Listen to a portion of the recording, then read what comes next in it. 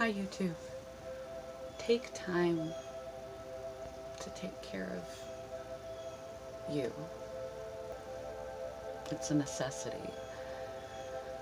You are a non-negotiable. We get one life, one body, one mind.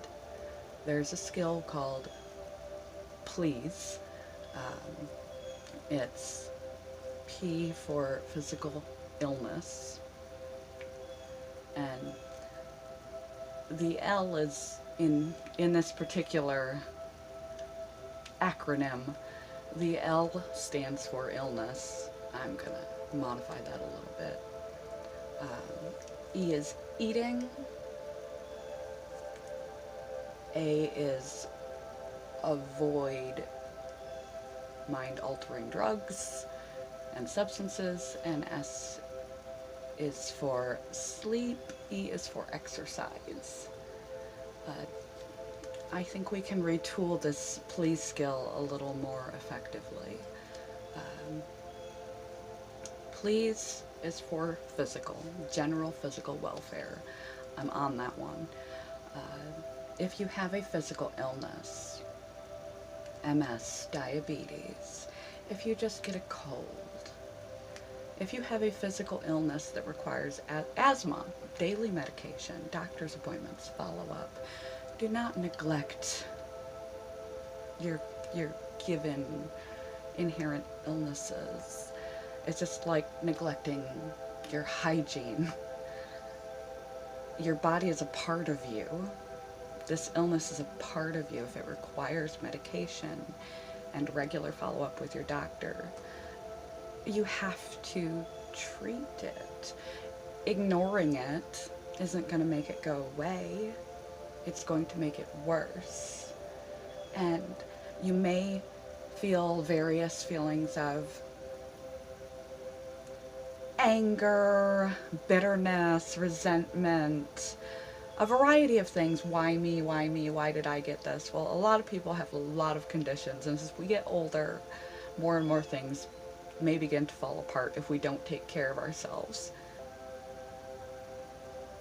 Don't force yourself to do something when your body is requiring, demanding, begging, pleading for you to rest and take care of those illnesses, to either continually manage them like we continually manage other things in our life, and accept it. It's not, if it's a continued condition, accept it. It's not going away. The L in the original please skill goes to illness. I'm going to put that toward love. L for love. Taking care of yourself, considering yourself as a grander part of this machine we call life. Every cell in your body, your emotional, spiritual, general welfare, the capacity to love yourself. Taking care of yourself is self-love. It's also common sense, because you have to love yourself enough to make the connection that you have to care for yourself. Take time, affirmations, if that works for you. I am, and fill it in with a positive. Don't focus on all the things that you have problems with. Focus on all the things that are positive about you. Stand in front of a mirror. There are exercises where you stand in front of a mirror and say nice things about yourself. Watch your negative self-talk and stop doing that. Tell yourself kind things, because your mind is constantly recording your thoughts.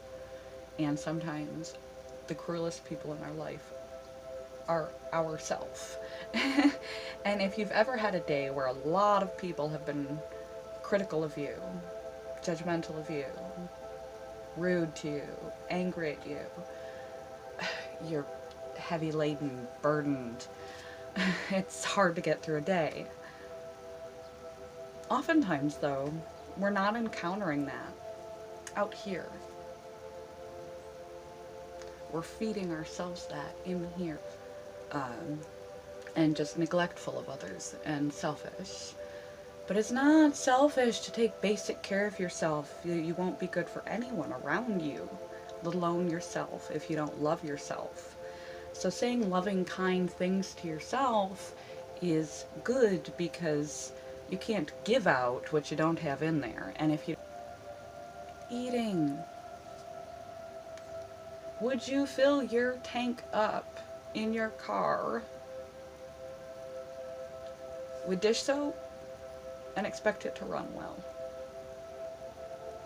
Would you pump a bag of cane sugar in there and expect it to run well? What we put into our system is what enables our body to do what it needs to do. We can't expect to own a vehicle and not maintain that vehicle. We have joints that need a certain amount of nutrition. We have muscles that need a certain amount of nutrition. We have bones, hair, nails, skin, our mind. These all need different types of nutrition in appropriate amounts. Our gut is said to be our second mind. Not only is it highly distracting if you're having intestinal issues, but literally there's so many nerves in there that send information directly to your brain. It's a very interesting dynamic that science is really starting to get into, the impact of the brain-gut connection. And things like having a healthy flora of probiotic in your body. And a lot of that comes from having healthy and nutritious food intake. So it's not about trying to reduce your pleasure. Again, pleasure and happiness are two different things. Just like neglecting your diabetes and having a big bunch of ice cream. In the moment, may feel like you're doing self-love, you're living your life, you're allowing yourself to experience pleasure. What you're doing is you're cashing in all your chips like a gambler for the moment, and you're hurting yourself in the long run, like running up a bunch of debt on a credit card. That's going to come back to bite you. Try to educate yourself a little bit on nutrition and try to do your best to give your body what it needs nutritionally in the appropriate portions, in the appropriate ways, so that it runs properly when you're 80. No matter how old you are now, you will be old. You will get older, and just like an old automobile, things start to break. How quickly do you want to fall apart? Regardless of how long you live, it would be preferential, I think, for anyone. No one would disagree with this, that they would enjoy living in the healthiest version of themselves possible throughout life. I mean, what's the point of living forever if you're forever incapacitatedly sick? The forces that be, the will of the universe, could take us tomorrow, take us at 500, who knows? Do you want to spend 50 years suffering from illness because you didn't take care of yourself ahead of time? What we sow now, we reap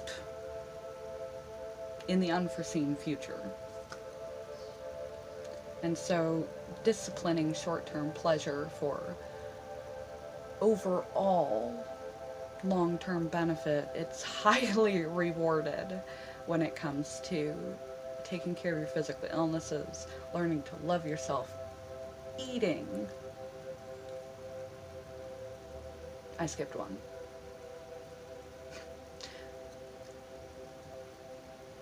Oh, I guess I didn't. Avoidance. Um, the P.L.E.A.S.E acronym refers to avoidance. P.L.E.A.S.E acronym, elaborate if I wanna.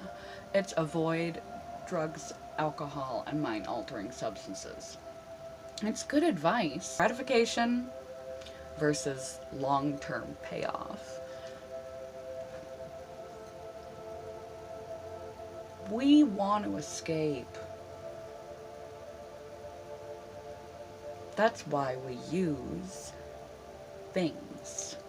That's why addiction is such a huge problem. Life. We want to escape ourselves, our mind, our stress, our lack of purpose, whatever we're trying to escape that we can't deal with. Uh, and so we try this temporary attempt to escape the problems which we create, and we create more problems. We can develop addictions, and that goes down a whole other tract of your life, like a fork in the road, and you just went the wrong way. And you never know when you pick something up whether it's going to pick you up. Those things have a habit of hijacking your brain. That's kind of why they're mind-altering substances. Avoid all things that are negative to you, that are distracting, that are obsessional. Try to locate those areas of your life that take from you, whatever they may be. Allowing other people to run you, never saying no, never taking time for yourself. Things that are specific to you, that are detrimental, and you know it. And as far as avoiding drugs and mind-altering substances, we can't solve problems by creating more problems that you're not taking care of. And that problem, that feeling, that stress, that stuck is going to be right there waiting on you tomorrow. And right there waiting on you tomorrow. Right there waiting on you tomorrow. Plus the accumulated damage that you're accruing, however often you dip into these things as problem solvers. This escape route physiologically is changing you, your interactions with the world, what you're doing with your time. You're creating a track record in your mind or for others. Somebody is on my porch. And causing you a damage that's just like spending and spending and spending and spending and spending and spending and spending your credit card when you really want to get out of debt. And debt is what's causing you the stress. You're just creating more of it. You need to figure out why you're trying to escape and adjust your life so that it is less stressful. Adjust your beliefs so you are more grateful. Figure out who you are and what your purpose is. You need to solve the root of the problem so that when you wake up in the morning, there's nothing to run from.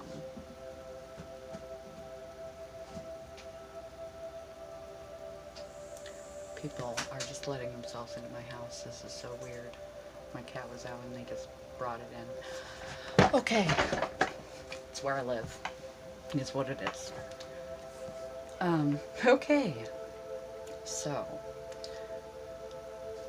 treat your physical illnesses. Learn to love yourself.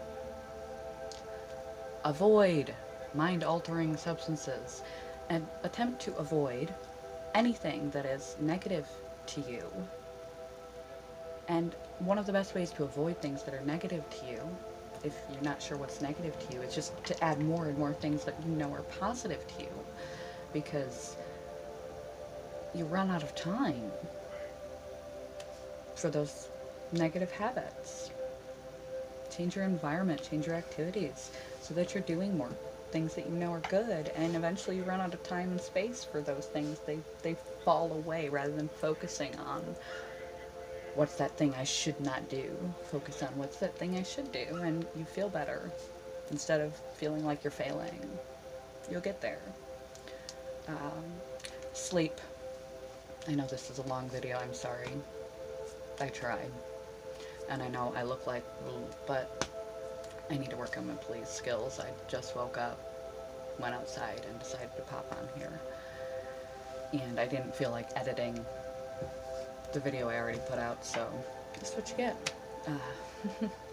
I am where I am, and I share where I am, so maybe it'll help you. Sleep. We neglect sleep as a culture to a ridiculous degree. Hi, kitty. Someone brought you back to me. I'm a stranger on my porch. Maybe I should make S safety as well as sleep. Sleep. Sleep is vital for allowing our mind to rest, reducing our stress. Also, it does a million other functions that are highly necessary for your body that people don't appreciate or understand. People who don't get enough sleep are far more prone to dementia, because sleep is the only time that our body can remove the dead cells from our brain. So if over the long term you are not giving yourself enough sleep, it's not just about trying to prioritize your day, or, you know, I can do it, I only need a couple hours of sleep, it's fine, it doesn't affect my mood or my ability to function through the day. It's good. It's all good to be chronically sleep deprived. We got this. We're strong enough, right? Our body is designed in a very specific way. We were made this way. We need to stop fighting ourselves and trying to prove ourselves with our prowess against our own self. You don't have to be anywhere or do anything. And you can't be anywhere or do anything, especially in the long term, if you are ill. I don't know about the rest of you, but I want my mind. I want my mind through my life. Even if I am completely incapacitated from the neck down, I want to be able to think. I want to be able to think and remember through the duration of my life. So not only does lack of sleep make you function more poorly, have a poor memory, make your body and mind work similar to someone who is drunk when you are sleep deprived. So you're doing everything less effectively. But in the long term, you're setting yourself up for the potentialities of actual brain loss, brain damage, dementia. There's just a few things that are important about sleep. Sleep could have its whole own video. It does. Google, YouTube, TED Talks, sleep. Learn why sleep is so key. It's not something to be neglected, because your mind is not something to be neglected. If you have a totally functional car at the end of your life, but your brain is gone, you're still not going anywhere. So, treat physical illnesses. Focus on love of self. Eating and nutrition is highly important. What you fuel yourself with is how you go throughout the day, how you feel throughout the day, how your body continues to function or not function. Sleep is far more valuable than you could ever imagine. There's a reason why we need it. A lot of reasons. And the last E, I forgot what the last E is. Exercise. Sorry, I had to look at my notes. been a while since I had to look at my notes, but haven't been taking care of my pleased, so I don't care. The quality of this video. This is proof why please is so important to everyone. My YouTube channel as of late. Highly need to focus on the please. Please focus on please. E is for exercise. Again, just like everything else, if your car sits in the yard, what happens to it? Over years, months, weeks? Does it start to rot? The tires literally rot. The body rusts. It ain't going anywhere. The fuel lines clog up. It gets weather worn. If you want to be flexible, able to run and breathe and lift objects and lean over to tie your own shoes when you are 60, you have to move. Again, it's a hard one for some of us, but exercise doesn't have to be hard. But it has to be. You need to make movement a part of your life if you want to continue to have movement being a part of your life throughout your life. So that's all I'm going to say for now because it's really long and I need to go do other things. Love you guys. Bye, YouTube.